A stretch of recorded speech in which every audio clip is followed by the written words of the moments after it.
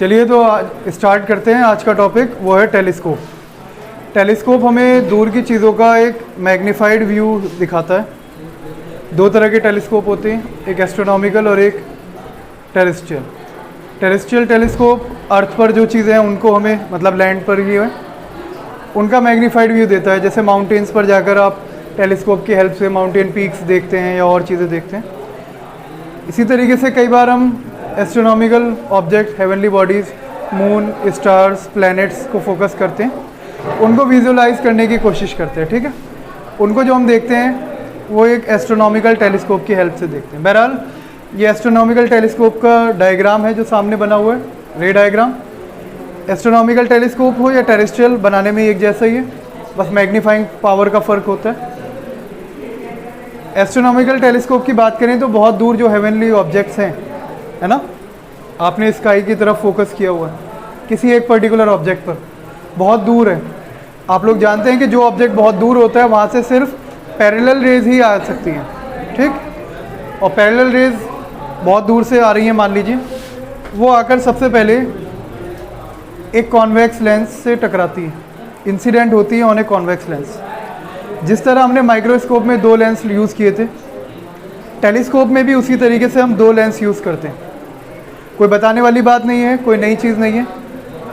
पहला वाला लेंस जो ऑब्जेक्ट के सामने रखा हुआ है इसको ऑब्जेक्टिव बोलते हैं, पुरानी वाली डेफिनेशन। और ये दूसरा वाला लेंस इसको बोलते हैं आईपीस। ठीक, पहले लाइट रे ऑब्जेक्टिव के थ्रू पास होगी, ये ऑब्जेक्टिव इसकी एक इंटरमीडिएट इमेज बनाएगा यहाँ पर, जो इस एरो से रिप्रेजेंट की गई। ठीक, ये इमेज जाहिर सी बात है जब इनफाइनाइट से रेज आती हैं या कोई ऑब्जेक्ट इनफाइनाइट पर है तो कॉन्वेक्स लेंस आपने पढ़ा हुआ है उसकी एक इमेज बनाता है एट इट्स फोकस, वो उसके फोकस पर उसकी इमेज फॉर्म करता है। तो ये अपने फोकस पर इमेज फॉर्म करेगा। इसका मतलब यहाँ से लेकर यहाँ तक का ये जो डिस्टेंस हो जाएगा ये कहलाएगा focal length of the objective, जिसको मैंने एफओ से डिनोट किया हुआ है। ठीक, टेलीस्कोप में हम एडजस्टमेंट इस टाइप की करते हैं बच्चों कि ये जो ऑब्जेक्टिव का फोकस है जहाँ पर इमेज बन रही है इसका एडजस्टमेंट किया जाएगा और इसको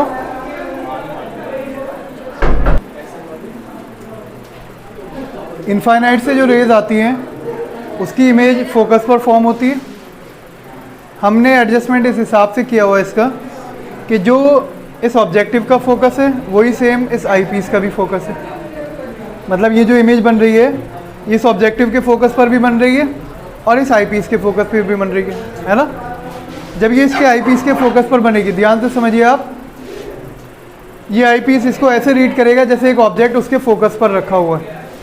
ठीक, और ये इसकी एक इमेज बनाएगा एट इनफाइनाइट। तो दोबारा यहाँ से रेज निकलेंगी। मैंने 3 रेज ली हैं, ये दो तो वही हैं जो पीछे से आ रही थी, आफ्टर रिफ्रैक्शन ये यहाँ पर आएंगी, पैरेलल हो जाएंगी लगभग, और पैरेलल होने के बाद ये मिल तो नहीं पाएंगी, तो वहाँ से देखने वाले इंसान को ये ऐसे इन्फिनिटी पर जाकर इमेज अपीयर हो, जो इंसान इसको अपोजिट साइड से देखने की कोशिश कर रहा है। एक और रे मैंने एक्स्ट्रा ले ली यहाँ पर, ऑप्टिकल सेंटर वाली, क्योंकि मुझे यहाँ पर एक एंगल मार्क करना है। ठीक है, एक ऑब्जेक्ट से आप वैसे कितनी भी रेज ले सकते हैं, तीनों वहीं से आ रही हैं। ठीक, ये तीनों रेज, ये वाली भी, ये वाली भी, ये वाली भी, तीनों इसके ऑब्जेक्ट से निकल कर आ गई। ऑब्जेक्ट मतलब इंटरमीडिएट इमेज जो है, ऑब्जेक्टिव के लिए जो ऑब्जेक्टिव की इमेज होती है आईपीस के लिए वही ऑब्जेक्ट बन जाता है। ठीक, आप इसमें देख रहे हैं कि जो रेज आ रही है इनफाइनाइट से आ रही है, मतलब ऑब्जेक्ट भी बहुत दूर है और इमेज भी इन्फिनिटी पर बन रही है। इस बीच आपको बस एक मैग्नीफिकेशन मिल जाएगा। मैग्नीफिकेशन हम यहाँ पर directly height of object, height of image को डिवाइड कर नहीं निकाल सकते, because they both are far away. बहुत दूर है ऑब्जेक्ट, उसकी हाइट कैसे निकालेंगे, डिस्टेंस कैसे निकालेंगे। ऐसे केसेस में हम एंगुलर मैग्नीफिकेशन निकालते हैं, क्योंकि एंगल तो हमारे पास आकर ही बनेगा ना टेलीस्कोप पर। हम वो एंगल मेज़र कर सकते हैं जो ऑब्जेक्ट पहले बना रहा था और उसकी जो इमेज बन रही है वो बना रहा है। दोनों के एंगल को आप डिवाइड कर दीजिए, angle made by image divided by angle made by object at the eye. ठीक, इन दोनों को डिवाइड करने के बाद जो रेशियो आएगा वो कहलाता है angular magnification. Angular magnification of a telescope, मान लीजिए हमने इसको m से डिनोट किया है, it can be defined as angle made by image, let it be beta, divided by angle made by object. फिलहाल ऑब्जेक्ट से जो रेज आ रही है वो ये है। हम अगर इसको डायरेक्टली यहाँ से खड़े होकर ऐसे देखेंगे तो ये जो हमारी आइस पर एंगल बनाएगी वो यही एंगल होगा जो यहाँ पर नज़र आ रहा है आपको, ठीक। इस एंगल को आप मार्क कर दीजिए अल्फा। ऑप्टिकल सेंटर से पास हो रही है तो एज इट इज सीधी निकल जाएगी। ये दोनों एंगल सेम होंगे, vertically opposite angles are equal, तो ये अल्फा है तो ये भी अल्फा हो जाएगा, तो ये दोनों एंगल अल्फा के इक्वल हो जाएंगे। नाउ बीटा, बीटा क्या है? Beta is the image form by angle form by the final image, और फाइनल इमेज ये है जो रेज जा रही हैं, जहाँ भी जाकर मिलेंगे, ऐसी बनाकर छोड़ दिया, ठीक। ये फाइनल इमेज आई पर जो एंगल बना रही है वो ये वाला एंगल कह लो या ये वाला कह लो, ये वाला एंगल है आपका बीटा, ठीक। और इन दोनों का रेशियो वो हो जाएगा मैग्निफिकेशन। और दूसरी बात, आप डायरेक्टली बीटा या अल्फा तो नहीं निकाल सकते। यहाँ पर हमें ट्रायंगल्स बने हुए दिखाई दे रहे हैं, हम ट्रायंगल्स में tan अल्फा और tan बीटा निकालेंगे, और tan अल्फा और tan बीटा को ही अल्फा और बीटा के प्लेस पर रख देंगे।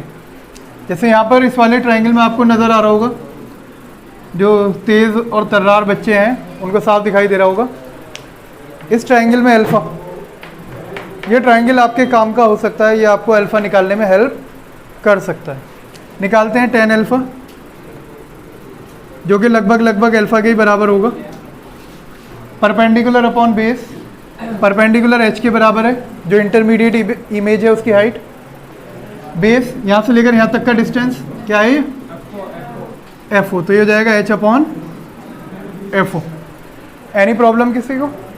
नो प्रॉब्लम, ठीक है बात, क्यों भाई अर्चित? अब दूसरा वाला ट्रायंगल, उससे आप निकाल लीजिए tan बीटा, जो कि लगभग बीटा के ही बराबर होगा for small angles, tan beta is equal to beta.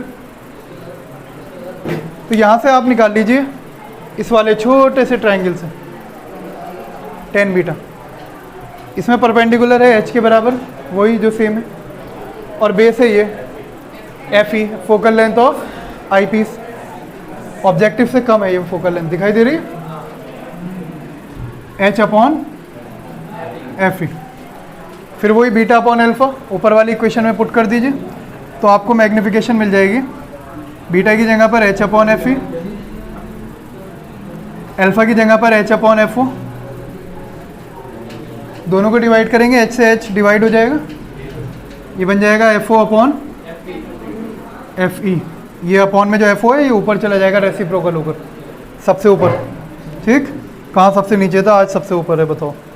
m is equal to FO upon FE, ये आ जाएगा, ठीक। ये फार्मूला होता है मैग्निफिकेशन ऑफ टेलीस्कोप। कोई दिक्कत इसमें किसी को? सिंपल साधारण सा डेरिवेशन पूरा हो गया, बस ये इतना ही था, सिंपल सा डेरिवेशन और आसान सा फॉर्मूला मैग्निफिकेशन का, FO अपॉन FE। एक दो पॉइंट इससे रिलेटेड डिस्कस कर लेते हैं बस। इस फॉर्मूले को ज़रा गौर से देखो, इसे गौर से देखो और मुझे बताओ कि अगर आपको हाई मैग्नीफाइंग पावर का टेलीस्कोप बनाना है तो FO और FE में से कौन बड़ा होना चाहिए? FO बड़ा होना चाहिए। कितना ज़्यादा? जितना ज़्यादा से ज़्यादा ले सकते हैं। जितना आप FO को बढ़ाएंगे आपकी मैग्नीफाइंग पावर उतनी बढ़ जाएगी, इंक्रीज़ हो जाएगी। लेकिन क्या सेम केस है FE के साथ? क्या FE बढ़ाने से भी मैग्नीफाइंग पावर बढ़ रही है? नहीं। फॉर्मूला चीख के कह रहा है इसके डिनोमिनेटर में FE आ रहा, और डिनोमिनेटर को बढ़ाने से इसकी कंप्लीट वैल्यू रिड्यूस हो जाएगी। यहाँ से देखकर ही पता चल रहा है कि FE कम से कम होना चाहिए, FO ज़्यादा से ज़्यादा होना चाहिए, तभी मैग्नीफाइंग पावर ज़्यादा से ज़्यादा आएगी। किसी को कोई दिक्कत तो नहीं? हर एक बच्चा पहचान सकता है, कोई कन्फ्यूज़न वाली बात नहीं। FO should be as much greater as possible and FE should be as much lower as much possible. ठीक है, याद रहेगा? ठीक।